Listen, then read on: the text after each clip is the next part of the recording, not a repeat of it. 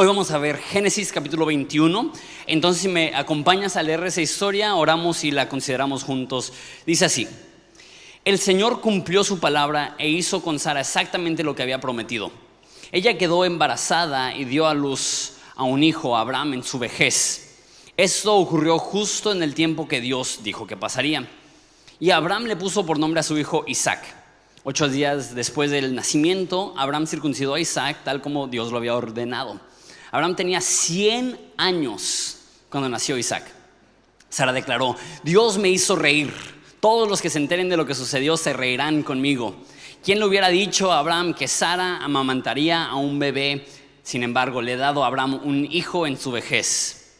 Cuando Isaac creció y estaba a punto de ser destetado, Abraham preparó una gran fiesta para celebrar la ocasión. Pero Sara vio que Ismael, el hijo de Abraham, de su sierva egipcia Agar, se burlaba de su hijo Isaac. Entonces ella se dirigió a Abraham y le exigió: echa fuera a esta esclava y a su hijo. Él no compartirá la herencia con mi hijo Isaac, no lo permitiré. Eso disgustó mucho a Abraham porque Ismael era su hijo. Pero Dios le dijo a Abraham: no te alteres por el muchacho y tu sierva. Haz todo lo que Sara te diga, porque Isaac es el hijo mediante el cual procederán tus descendientes. Yo también haré una nación de los descendientes del hijo de Agar, porque él también es hijo tuyo. Así que la mañana siguiente Abraham se levantó temprano y preparó comida y un recipiente de agua y amarró todo sobre los hombros de Agar. Luego la despidió junto con el hijo y ella anduvo errante por el desierto de Beerseba. Cuando se acabó el agua, Agar puso al muchacho en la sombra de un arbusto. Entonces se alejó y se sentó sola a unos 100 metros de distancia. Se echó a llorar y dijo: no quiero ver morir al muchacho. Pero Dios escuchó llorar al muchacho y el ángel de Dios llamó a Agar desde el cielo: Agar, ¿qué pasa? No tengas miedo. Dios ha oído llorar al muchacho ahí tendido en el suelo. Ve a consolarlo, porque yo daré a su descendencia una gran nación. Entonces Dios abrió los ojos de Agar y ella vio un pozo lleno de agua. Enseguida llenó su recipiente con agua y dio de beber al niño. El muchacho creció en el desierto y Dios estaba con él. Llegó a ser un hábil arquero de flechas, no de la selección. Y se estableció en el desierto de Parán. Está relacionado a Jorge Campos. Su madre arregló que se casara con una mujer de la tierra de Egipto. Oramos. Padre, te damos tantas gracias por estas historias que semana tras semana, a primera intención, simplemente es una historia más, pero cuando la analizamos nos damos cuenta que está repleta de esperanza, está repleta de instrucción para cada uno de nosotros. Entonces, Padre, así como le abriste los ojos a Agar en medio del desierto para ver tu provisión, Padre, te pido que abras los ojos de nuestros corazones para ver lo que nos quieres hablar a través de tu palabra. Estamos tan agradecidos porque nos das la oportunidad semana tras semana de abrir un tiempo en nuestra agenda para silenciar todo el ruido de nuestra alma y decir: Dios, háblanos. Y esa es nuestra petición: Dios, háblanos, en nombre de Jesús, amén. Siento que cada semana cuando abro la Biblia y hablo de Génesis es como una situación difícil tras otra situación difícil tras otra situación difícil.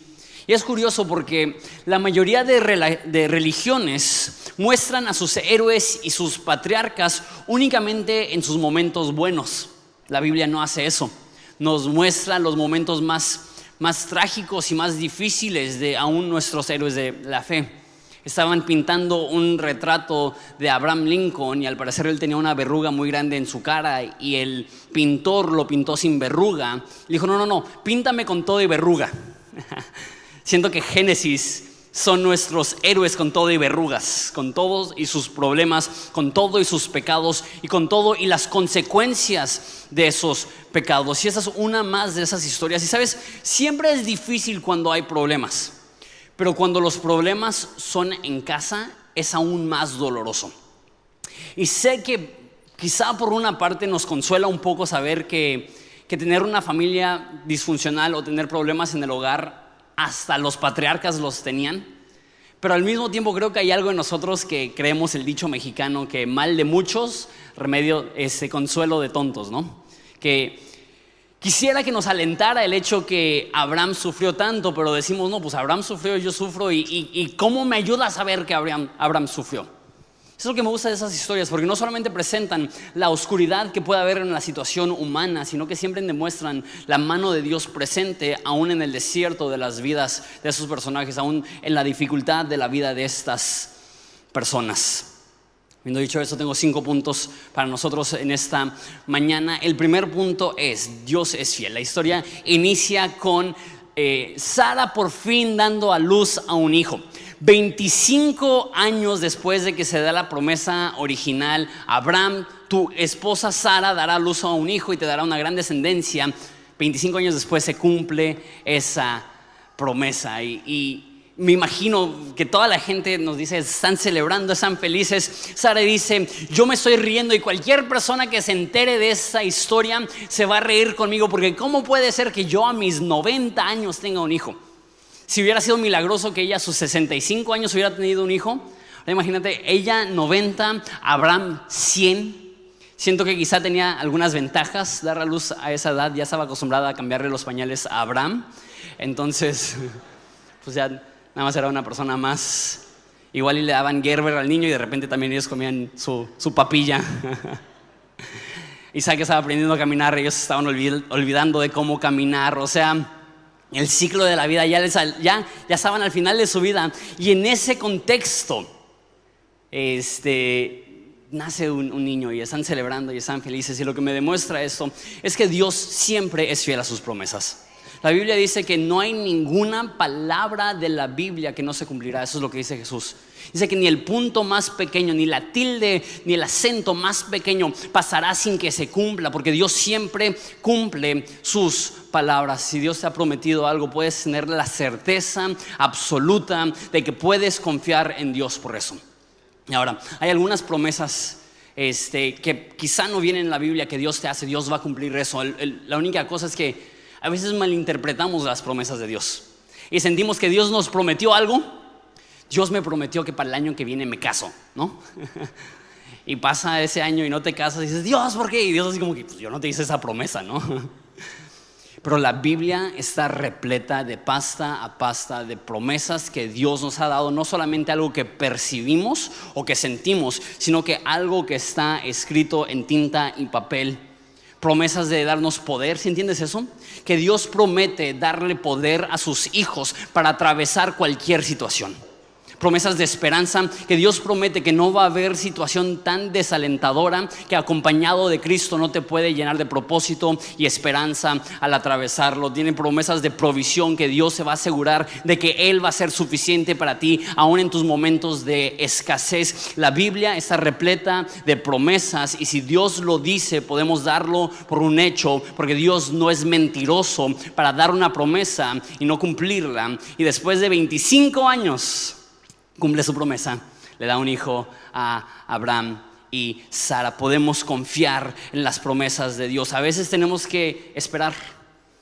Lo hablamos hace unas semanas. A veces lo más difícil en la vida del cristiano es la paciencia.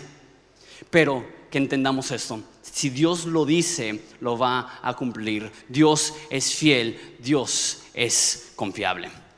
Me lleva a mi segundo punto, que los pecados tienen consecuencia. Entonces está creciendo Isaac y dice que lo destetan, que me da pena decir esa, pero así se dice, ¿no? Decir esa palabra en la iglesia me da como que cosita, pero bueno, lo destetan. Y asumimos, dependiendo del tipo de madre que era Sara, tenía, no sé, 2, 3 años quizá Isaac, si era de pueblo 14, 15. En ese entonces el porcentaje de mortandad infantil era muy alta. Entonces, cuando ya cumplían 2 o 3 años y ya dejaban de darles pecho, ya voy a dejar de decir esa palabra porque yo los veo a ustedes igual de incómodos que yo. Cuando dejaban de darle pecho, hacían una gran celebración, porque era como que, ok, sobrevivió nuestro hijo. Entonces tienen una gran fiesta celebrando que Isaac es un niño saludable y un niño fuerte. Y nos dice la historia que Ismael, el medio hermano mayor de Isaac, hijo de una esclava, dice que lo estaban, ¿qué palabra usan? Molestando, creo que dicen. Dice que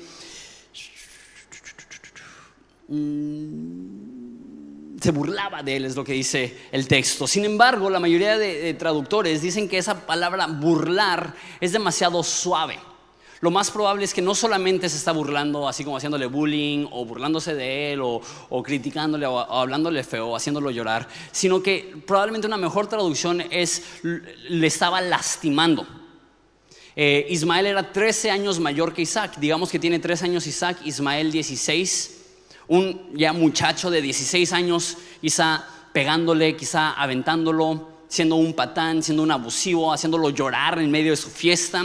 Imagínate tú como padre, ves eso y ya llegó el punto donde Sara ya estaba harta de Ismael y de Agar, la madre de Ismael. Y vimos desde hace unos cuantos capítulos que Sara trataba con desprecio a Agar. Entonces ya había un chorro de conflicto y llega el punto donde Sara le dice a Abraham: ya estuvo, córrelos.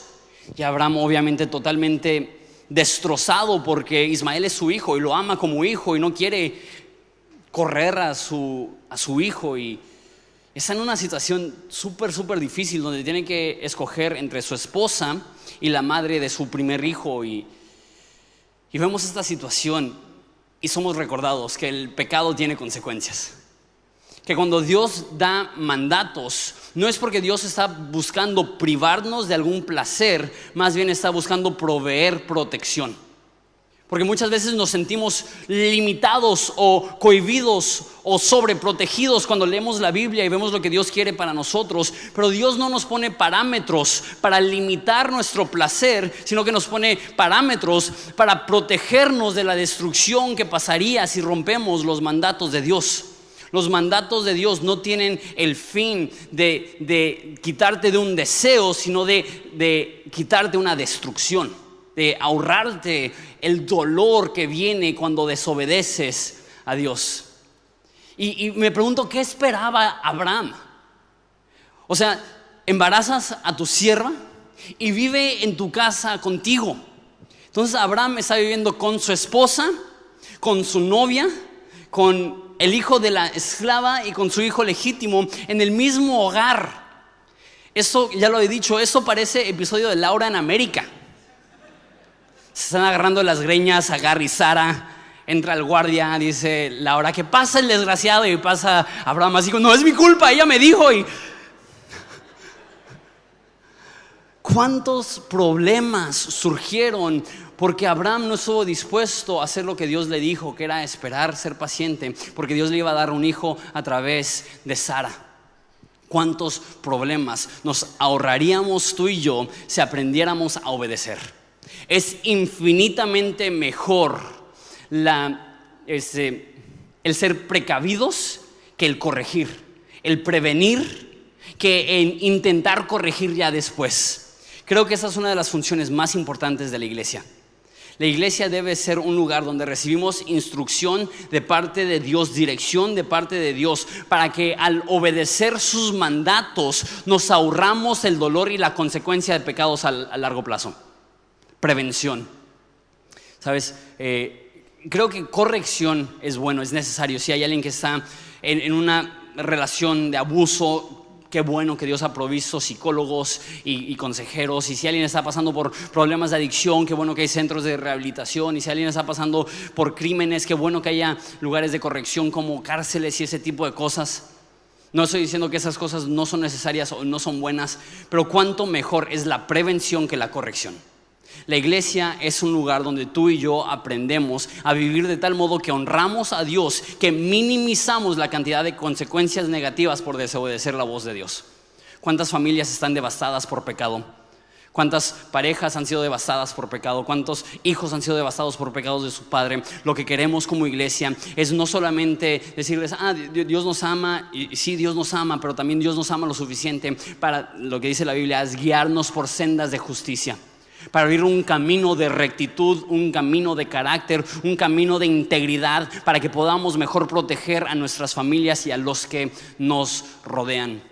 La iglesia debe ser un lugar donde aprendemos y crecemos y maduramos para no ir por esos caminos. De hecho, me gusta como lo dice Andy Stanley, de hecho, hablando a no cristianos, intentando mostrar la importancia de la iglesia de una manera secular. Dice que la iglesia es una de las instituciones más importantes Porque cuántas tragedias se han ahorrado porque personas aprenden a vivir moralmente dentro de la iglesia. Se me hizo curioso. Está hablando a ateos y le está diciendo: es importante la iglesia, es un buen lugar para invertir tu dinero, porque sí puedes invertir tu dinero en centros de rehabilitación o en cárceles o en ese tipo de centros de corrección, pero cuánto mejor es la prevención. Que niños desde su temprana edad puedan aprender a cómo honrar a Dios, que niños desde su temprana edad aprendan cómo respetarse los unos a los otros, que hombres y mujeres solteras y solteros aprendan a darle valor y respeto al sexo opuesto, a respetar los límites que Dios ha puesto. ¿Cuánto podríamos ahorrarnos si obedeciéramos a Dios a la primera? Porque ese es el mito. El mito es que cuando Dios nos perdona, remueve las consecuencias. Y normalmente no es así. Dios remueve la culpa del pecado. Dios remueve el castigo divino. Cuando pecas, eso acarrea en nuestra contra castigo divino. Jesús pagó eso en la cruz. Entonces no tenemos la culpa del pecado, Dios quita eso. No tenemos el castigo del pecado, Jesús tomó eso, pero no quita las consecuencias del pecado. Si tú embarazas a una mujer que no es tu esposa, que fue el caso de Abraham, no es como que te arrepientes y milagrosamente desaparece esa situación. Si una persona comete algo ilegal y se arrepiente, no significa que no debe ir a la cárcel. Si alguien robó algo y se arrepiente, no significa que no debe restituir o regresar aquella cosa que robó. El pecado produce consecuencias, y si Dios nos perdona, no tenemos que lidiar con la culpa. Él nos quita de la opresión, de la pena y la culpa que tenemos, y sí nos libra del castigo eterno que tendríamos que sufrir por nuestros pecados. Pero aún si eres cristiano y aún si te arrepientes, cuando tú desobedeces a Dios, van a haber consecuencias negativas en tu vida, y no tenemos ni la más remota idea de qué tan negativas pueden ser. Abraham no sabía, y eso es muy curioso, que Ismael llegaría a ser el papá de los árabes y por ende papá de los musulmanes. E Isaac es papá de los israelitas y por ende papá de los judíos. Y por 4,000 años, conflicto tras conflicto, tras conflicto, tras conflicto. ¿Y dónde originó? ¿Cómo se dice? ¿Dónde tuvo su origen? En el hecho que Abraham desobedeció a Dios. Lo digo, y no lo digo como si yo no batallara, necesitamos, pero lo digo por amor a nuestra alma. La obediencia, aunque sea difícil a corto plazo, trae fruto a largo plazo. Y la desobediencia, aunque sea fácil a corto plazo, trae destrucción a largo plazo. Vale la pena obedecer a la primera. Es mejor prevenir que lamentar. Punto número 3. Dios se preocupa por madres solteras. Me encanta ese detalle de esta historia. Dios le dice a Abraham: no te preocupes, yo voy a cuidar de ella. Creo yo que si tú estás en una situación parecida, es importantísimo que tú te responsabilices por tus hijos. Sin embargo, esa es una excepción, porque Dios abre los cielos y le dice a Abraham: no te preocupes, yo voy a hacer de Ismael una descendencia grande, yo voy a protegerle, yo me aseguro que él pueda estar bien. Entonces van al desierto y dice que se les acaba el agua y que empieza a deshidratarse Ismael y está a punto de morir, y lo deja debajo de un arbusto y ella camina 100 metros más porque dice: no puedo ver cómo muere mi hijo. Ella empieza a llorar y dice que llega el ángel del Señor, y eso lo hemos mencionado anteriormente. Típicamente en la Biblia, cuando se menciona el ángel del Señor, es una referencia a Jesús antes de su nacimiento.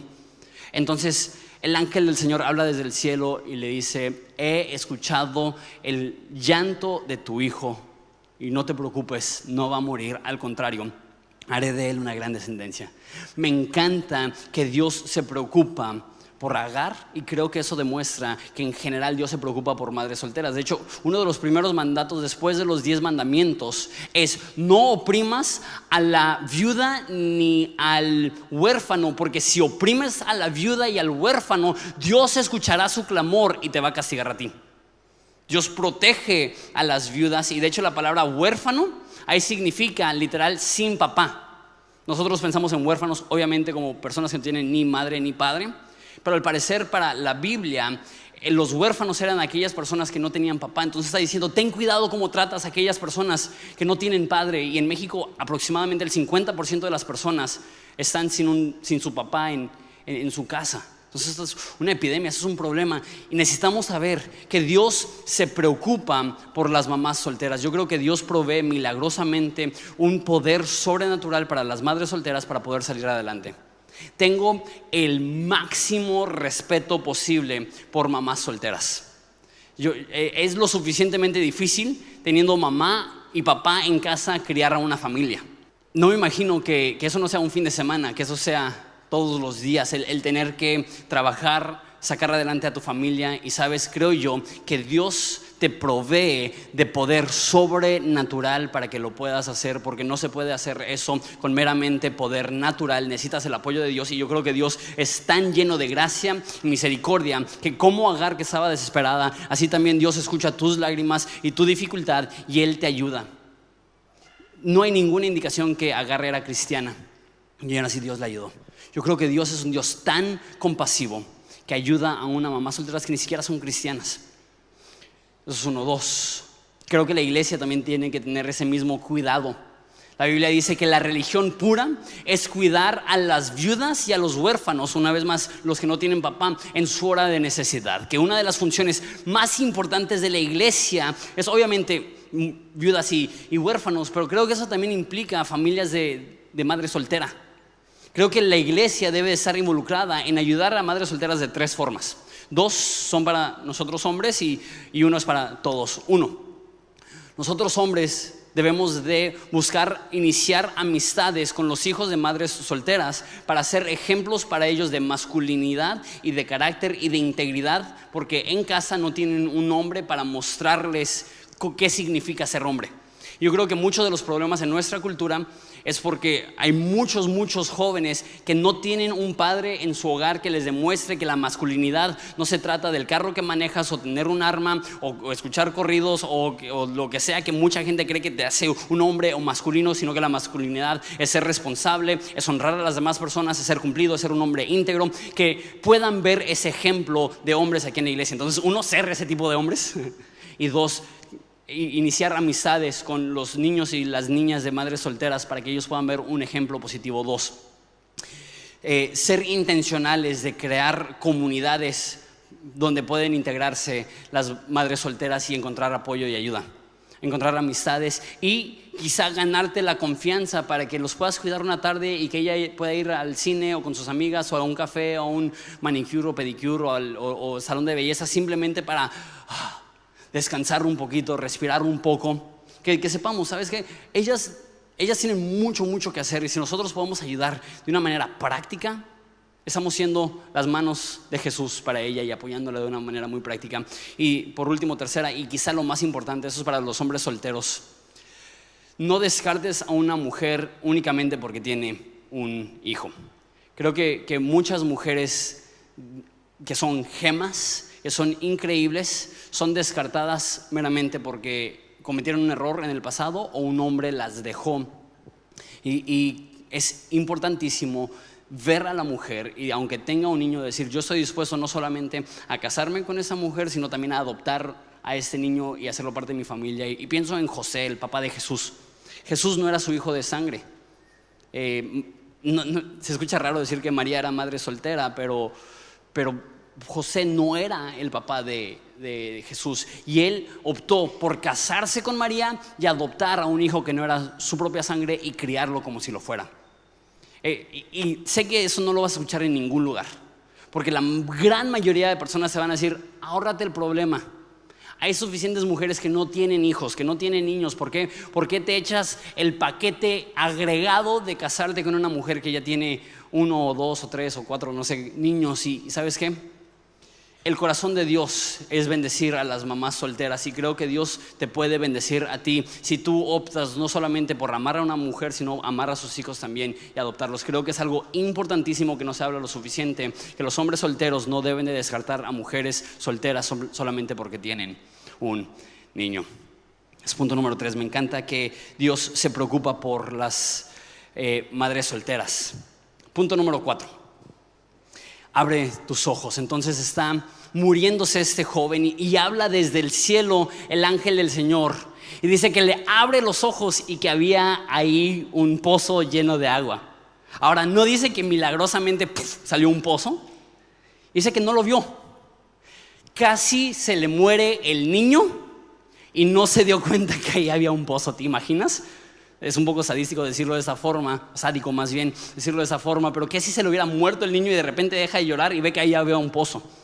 Porque muchas veces Dios responde nuestra oración hasta antes que la hacemos, pero estamos tan ocupados con las manos en nuestras manos, con los ojos en nuestras manos, llorando y lamentándonos, que no levantamos la mirada para ver que Dios ya proveyó una respuesta. Dios no le da un milagro, Dios le abre los ojos, porque muchas veces lo que más necesitamos no es un cambio de circunstancia, es un cambio de perspectiva. Es saber que Dios es lo suficientemente bueno para proveer aun cuando no ves la respuesta. Siempre estuvo ahí ese pozo, lo que necesitaba era que Dios le abriera los ojos. Alguna vez, y estoy seguro que eso nos ha pasado absolutamente a todos, estás buscando las llaves de tu carro y estás desesperado porque vas tarde y estás buscando todo y de repente te das cuenta que las traías en la mano. O tu cartera, que estás levantando los colchones del sofá y levantando la cama y gritándole a tus hijos y de repente te tocas el pantalón y dices, que nadie se entere, ¿no? O lo peor, los lentes. Estás buscando los lentes y los traes puestos. Bueno, eso no es lo peor. Lo peor es cuando estás tan desesperado que le preguntas a tu esposa, oye, ¿no has visto mi celular? Así con, oye, ¿no has visto mi celular? Y ella te ve así como que, Dios, ilumínalo, Señor, porque me dice un esposo tan tarado. Hay veces que estamos buscando algo que Dios ya provió. Y hay veces que lo que necesitamos no es que Dios parta el cielo y abra el cielo y derrame un milagro. Es que Dios ya ha abierto camino. Y estamos tan deprimidos y tan devastados y tan distraídos por la dificultad de la situación que no nos damos cuenta que la respuesta ya está ahí. Ahora, no estoy diciendo que cuando pases por dificultad que no llores o que no te lamentes. O sea, se está muriendo su hijo, yo estaría peor. Pero a veces lo que necesitamos hacer es agarrar la compostura, se dice así también en español, agarrar un poco la serenidad, la tranquilidad, respirar, levantar la mirada y darnos cuenta que Dios está obrando. Lo mismo va a suceder el próximo capítulo cuando Abraham estaba a punto de sacrificar a su hijo. Levanta la mirada y ve un animal atorado en los arbustos por sus cuernos. Dios ya había provisto la solución, pero tenía que levantar la mirada. Hay una historia donde hay un profeta Eliseo y viene un ejército contra ellos y el siervo está todo preocupado y ora, ábrele los ojos, Señor, para que él pueda ver que hay un ejército celeste de nuestro lado peleando para nosotros, como la mujer samaritana que llega al pozo. Y Jesús le dice, si supieras tú quién soy yo, tú me pedirías a mí y yo te daría a ti agua viva para que no tengas sed otra vez. Muchas veces tenemos que darnos cuenta que la respuesta ya está ahí. Únicamente necesitamos abrir los ojos y cambiar nuestra perspectiva y saber que Dios tiene cuidado por nosotros y está proveyendo aun cuando quizá no lo podamos ver. Punto número 5, con eso termino. Dios salva a los que no lo merecen. Creo que lo que más me brinca de esta historia es la situación de Ismael. Ismael, 1, es un hijo no legítimo. 2, es el hijo de una esclava. 3, vive en un contexto familiar de abuso. La Biblia dice que Sara trataba muy mal a Ismael y a Agar, su mamá. Probablemente este niño toda su vida ha escuchado, eres un bastardo, eres un error, eres un pecado, eres ilegítimo. Y veo cómo trata él a su hermano menor y me pregunto si no es el resultado de cómo él ha sido tratado, de que él ha sido golpeado y menospreciado y rechazado. Y todo culmina con el peor momento, cuando Abraham, su padre, le dice, vete al desierto, ya no te voy a cuidar, ya no voy a proveer tus necesidades. Este muchacho lo único que conoce es el rechazo. Y Dios no le debe nada. Una vez más, es cierto, es un hijo ilegítimo. Es el producto del pecado, es el hijo de una esclava. Pero me encanta que Dios menciona ese detalle. He escuchado el llanto de tu hijo. que el llanto de este muchacho provocó en el corazón de Dios compasión a tal grado que Jesús mismo le habla a Agar y le dice: no solamente voy a salvar a tu hijo, sino que haré de él una gran nación. Pablo en el Nuevo Testamento reconoce esta imagen y dice que así como Ismael no era el hijo escogido, así también tú y yo no somos judíos.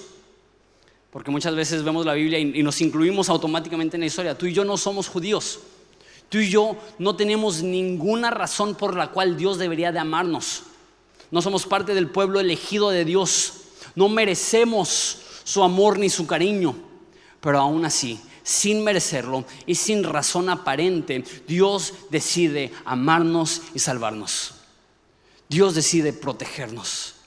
Dios decide ser para nosotros misericordioso.